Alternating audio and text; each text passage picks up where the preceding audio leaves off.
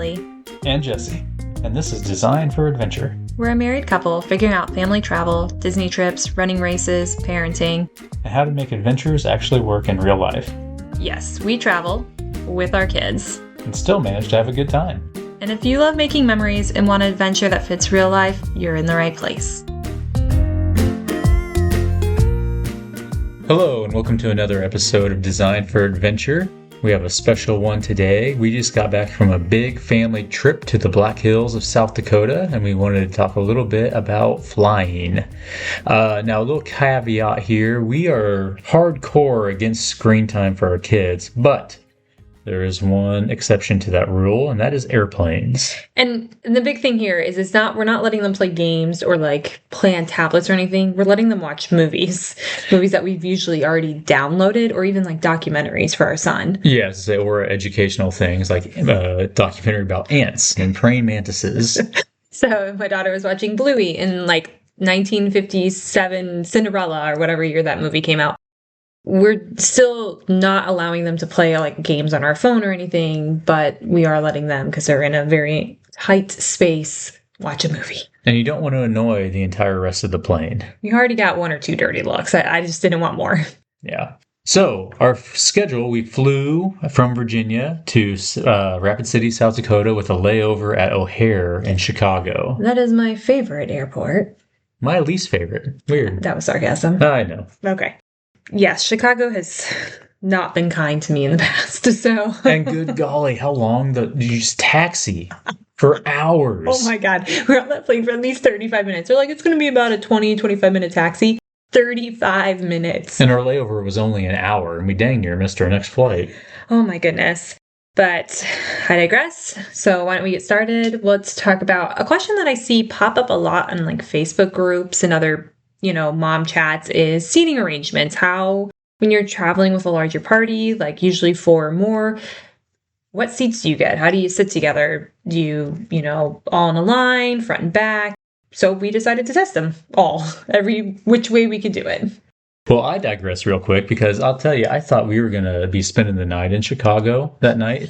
So I Googled, I looked up, are the Cubs in town tonight? Maybe I could sneak out and go to Wrigley for a ball game.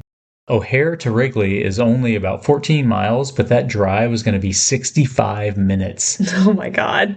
You couldn't pay me to live there. I'm sorry if any of our listeners actually live in Chicago, but why? And as a Cardinals fan, go Cardinals. Anyway, but sorry, back to what you were saying. Yes, seating arrangements. So we had 4 flights. The first one was 2 and 2, so 2 on each side. And then our second flight from Chicago to South Dakota was 3 and 3 on each side. And then the reverse on the way home. So we sort of tested out a few different ways to see which worked best for our family, because we knew we'd probably be flying again in the future, how it worked. So the first flight we did straight across in a line, 2 and 2. I like that. Yeah, it was good. It was easy for us to communicate back and forth and hand things to each other. There wasn't going over seats. So I did like that when we were in a straight line. I could have you hold me something, or I could point at a bag and be I need that in that bag. And you could get it to me pretty easily. Both kids had window seats, which was nice. They weren't fighting over that. So I liked that arrangement a lot. Yeah, that was a good setup. And then the next flight, we did 2 and 2. So 2 in the front, 2 in the back. So it was just the 4 of us. And that was on a seat where it was 3 across. So we each had a stranger next to us. Not a problem. I think the lady next to me said she was a grandma to 7. And so she was just super excited that there was a little girl next to her. So she was fine with all of that. That was fine too. I think it was a little harder to communicate when you're in front and back like that. Just hearing each other and then handing things over the seats and trying to get something to each other. That would be my only. I couldn't help if I needed to. Not that I could the other way as much, but that would be my only issue with that. But I did like the 4, we were in that little Yeah, it was nice to be closer to each other like that instead of across an aisle from each other. Yeah. So, and then our kids could see each other. Which isn't necessarily a good thing. Yes. Sometimes, because then they could entertain themselves a little bit by, peekabooing around the chair, which they did a few times to entertain themselves. Then also there were times where we were stop touching your sister or kicking her seat. that wasn't a huge issue, but it was 1 or 2 times we had to correct our son. Yes. And then the next flight on our way back, so from Rapid City to Chicago, it was, again, 3 and 3. And so we did 3 across, and then you sat on the next, like, across the aisle on the other seat. Yes. I'm sure that was your favorite arrangement because you had no kids to deal with. But I did get a nice nap in. I won't lie. You were passed out. Yes, I was. I woke up early and ran with a good friend out in South Dakota that morning. But yes. But I didn't really like it. I mean, No. I felt bad. You were stuck with the kids. And then a guy I was sitting next to was, I think he meant well, but I don't think he had ever really flown before. And he was very concerned about everything. And I didn't have a good time on that flight. Yeah, that was hard just because of the way I let my daughter sit in the window seat and my son next to me. And that was a mistake because she needs more help. She wants to hold mommy's hand when we take off. I have to do everything for her. I have to get the TV screen on the back of the seat set up for her. And I was constantly reaching over my son and I felt really bad about that. I kept pausing his movie so he wouldn't miss anything when I knew I was going to be reaching over for a while. And I think he got a little annoyed with me. But that, like I said, I don't like that arrangement. Maybe it would have been better if I sat in the middle of the two of them, or he was on the window seat because he doesn't need as much help. He can pick things out. He knows how to touch the screen and pick a movie.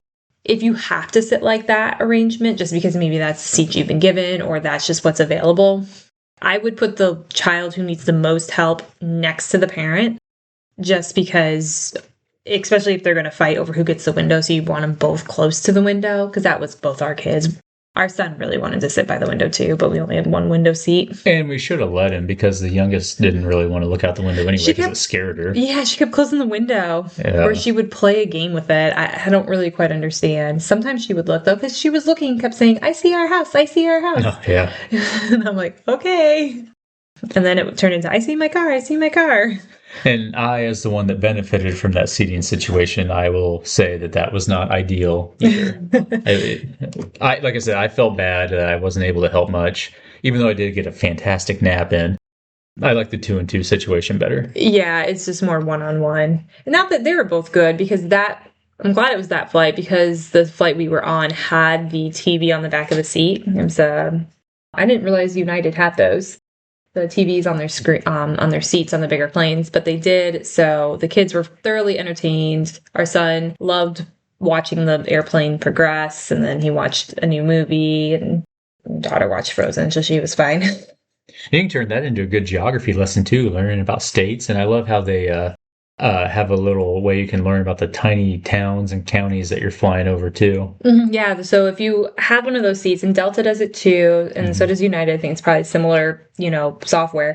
But yeah, if you're in the part where you're tracking the plane, you can click on things and it shows you landmarks, how far away you are, and it tells you some facts about them too. So it's pretty neat. Yep. And then our last flight, again, so it was 2 and 2, but we did 2 in front and 2 in back. And again, no complaints about that. I like that 2 and 2 better when there isn't like a stranger by us, I guess, because I feel like I'm not annoying anyone as I'm trying to turn and talk to you and like hand things over the seat. Yeah, it was a good setup there, just 2 seats on each side of the aisle. Yeah, so that was just easier, just being able to hand things to you. You're right there.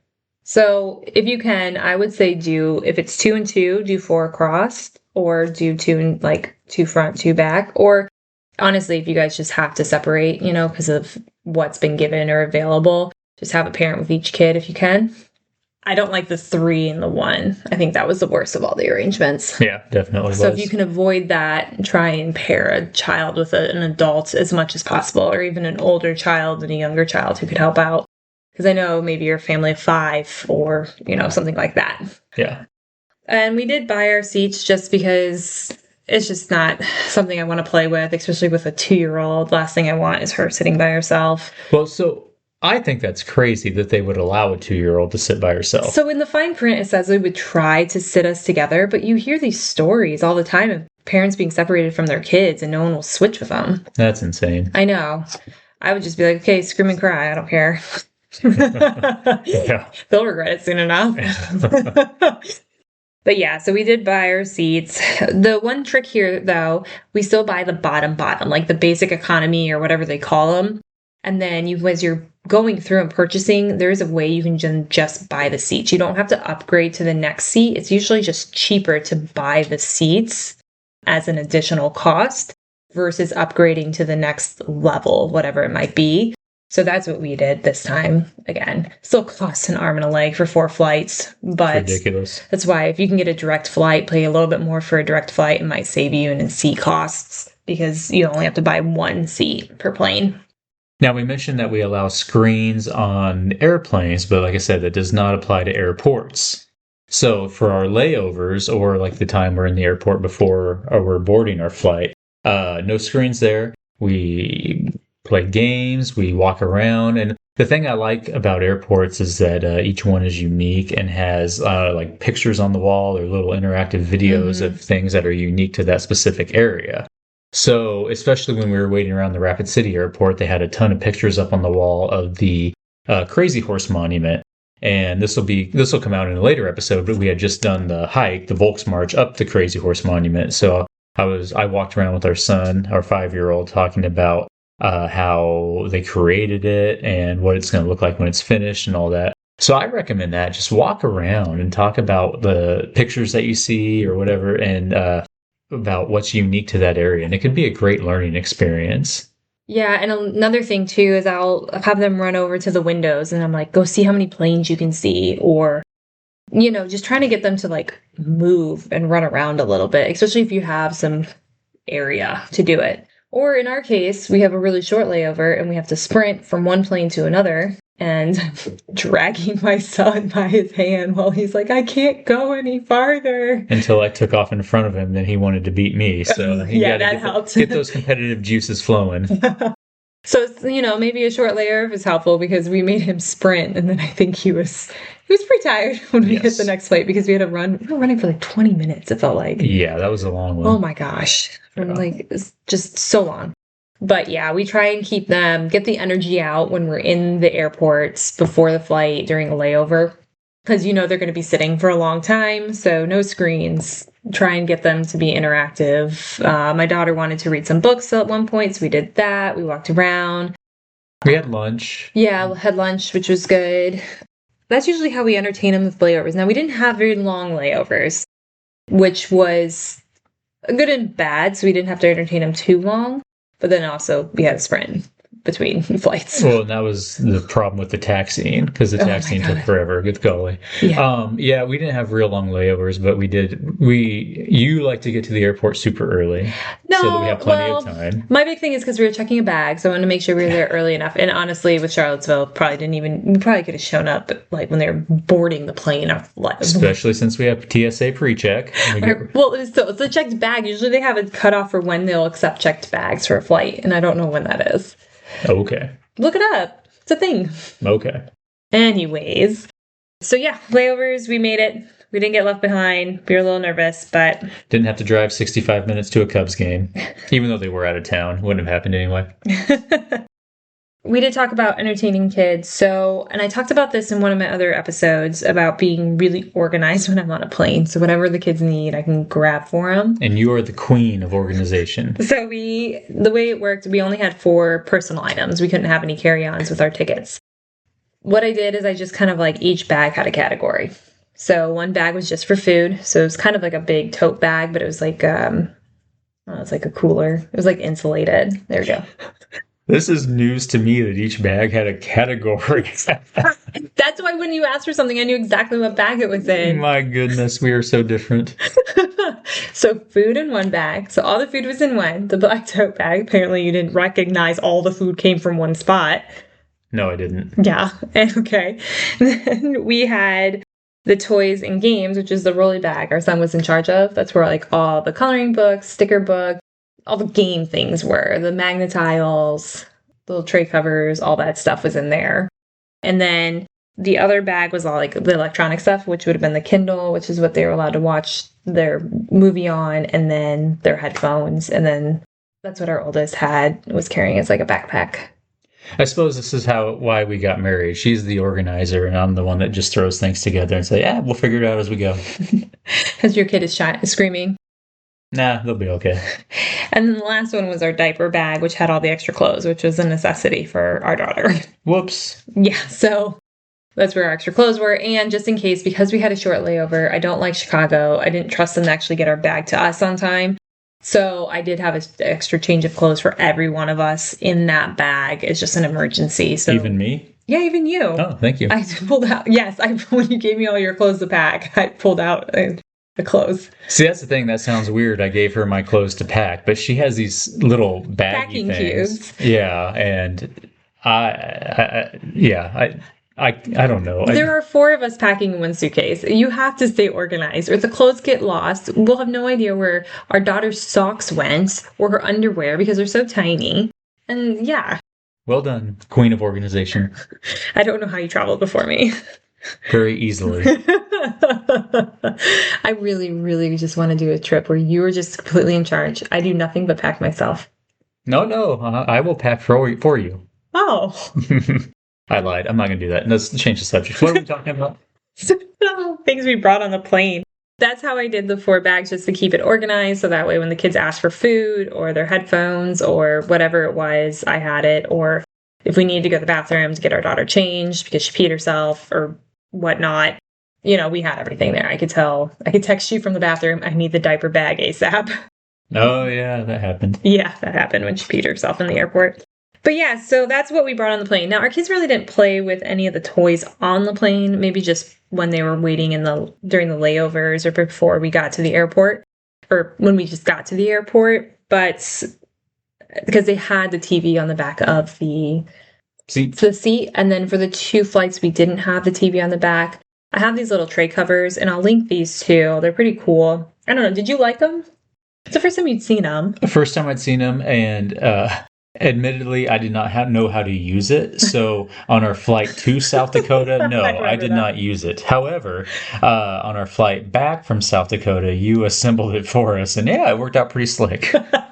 So what it does, it flips over the tray. And then when you have the tray up and locked in place, there's a zippered pouch and you can stick the device into it. So for our son, it was a Kindle. For my daughter, it was my phone.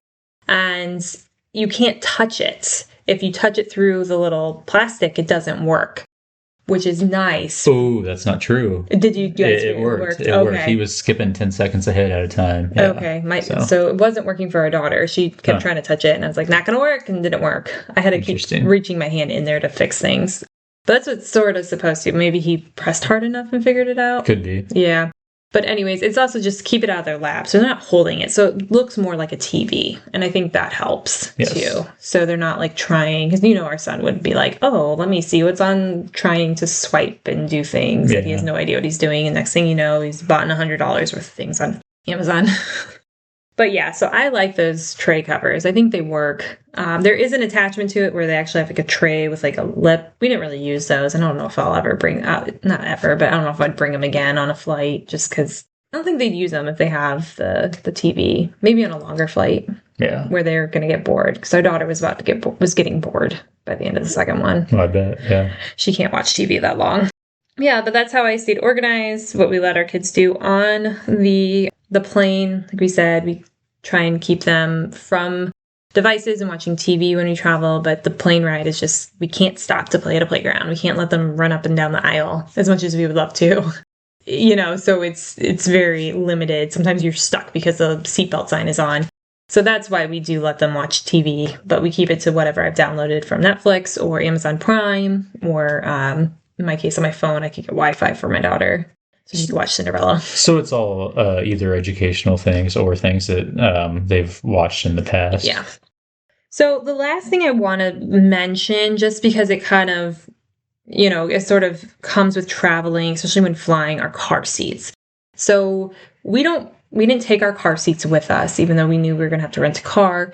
What we did instead was we rented car seats there. I went through a company called BabyQuip, and it worked out really well. So we had them initially deliver the car seats to the Airbnb we were staying at, but we could have had them delivered to the airport when we arrived. We could have scheduled a time, and we had them actually pick them up from the airport when we left, because where we rented our car wasn't near the airport, so it was a whole thing. But It worked out really well. They communicated with me really well. I'd used them back at Disney, so this was a new city, but they had a lot available. We were able to get the 2 car seats we needed. They were super clean. They even added a little toy for each of our kids when they delivered it, which was really sweet. And we had no issues. They looked brand new. I'm sure they were just well cleaned, but they looked brand new when we got them. No issues. And yeah, so I just mentioned that too. If you're afraid of flying because of car seats, I would look into this company, see if they are available in the city you're going to. The fact that they are available in Rapid City, South Dakota makes me think they're probably available in most locations. So check out the website. They have an app. You can go in, type in the city and see what's available to rent, because they have more than just that. We were almost going to rent a hiking backpack through them. They have pack and plays, slumber pods, which I've used before from them, strollers, and all sorts of other baby gear, especially if you're traveling with a young baby and you need more than just, they need a lot of stuff. So that's another option. So I wanted to plug that in here just because it was pretty helpful for us on this trip, just because Rapid City's not a walking town and you're driving. Well, the Black Hills in general. You can walk around downtown Rapid City and do a lot of stuff. And in the past, we have flown with child seats, car seats, and that is a pain. It's a hassle because you have to deal with them in the airport and you're lugging them around. Plus your kids and a stroller. It's a lot. So I do like this company. I thought it went really well, the car seats. And yeah, it just made it so much easier. It's just one less thing to have to worry about were these car seats and trying to lug them through. Yeah, I thought that went well. Indeed. One last thing. I thought the flying went really well with our kids. Yeah, absolutely. Again, I think I'm always so worried that the flights are going to go so poorly, and then they always end up going really well. The kids behave for the most part. See, that's what I say. The secret to happiness in life is low expectations. You go in thinking, oh, this is going to be awful. And hey, the kids were way better than you thought they'd be. Kids were good. We had good flights. We only had the one issue of running through Chicago to catch our second flight, but we made it. Our bag made it miraculously. And yeah. That was a minor miracle. It seriously was. All right. So until next time, bye. Bye. Thanks so much for listening to Designed for Adventure. If you enjoyed this episode, make sure you're following the show and leave a quick review. It really helps more families find us. You can also find us on Instagram at Designed for Adventure Pod and Facebook at Designed for Adventure. Until next time, don't be afraid to get out there and have an adventure.